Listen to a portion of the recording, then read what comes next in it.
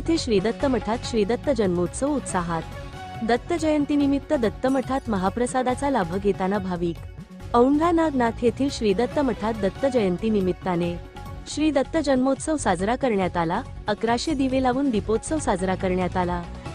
यावेळी दत्त मठामध्ये दिगंबर सोनुने या कलाकाराने दिवे लावण्याची भव्य मोठी रांगोळी काढली होती। दत्त जन्मोत्सवानंतर महाप्रसादाचे वाटप करण्यात आले।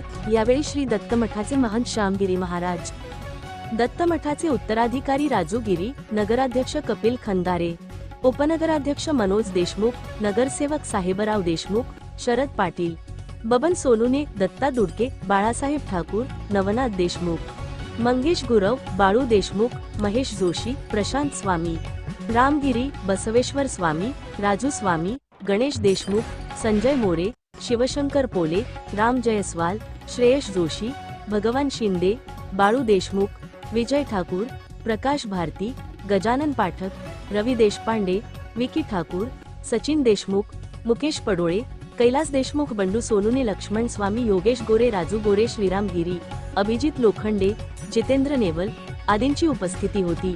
दत्त मठामध्ये महाप्रसादाचा लाभ औंढा शहरासह पंचक्रोशीतील भक्तांनी घेतला। न्यूज 7 महाराष्ट्रसाठी दत्तात्रय शेगुकर, औंढा नागनाथ, हिंगोली। जय गुरुदेव। आज दत्तमठ इथे वर्ष परंपरेने चलत आलेल्या उत्सव दत्त जन्म उत्सव आहे।